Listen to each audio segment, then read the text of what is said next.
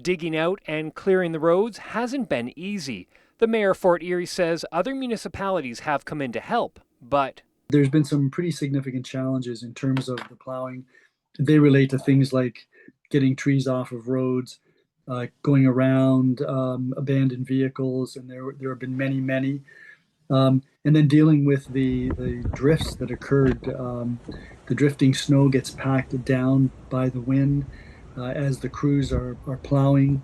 They add on to the size of the drift. over 11,000 people in Fort Erie were without power at the peak of the storm, and crews have been working 24 hours a day to restore it. And there are crews in Fort Erie from all over Ontario.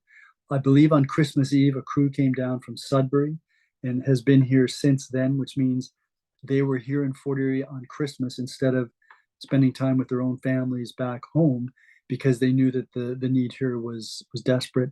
Some were without power the entire weekend.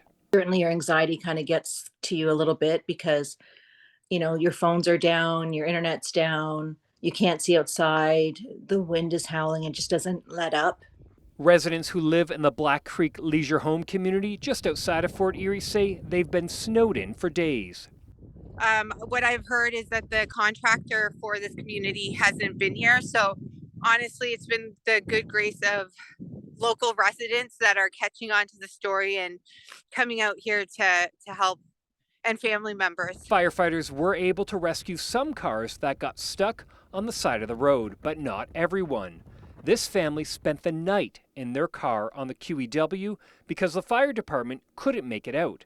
They were eventually rescued by people on snowmobiles and then spent Christmas night at Fort Erie Fire Station 2.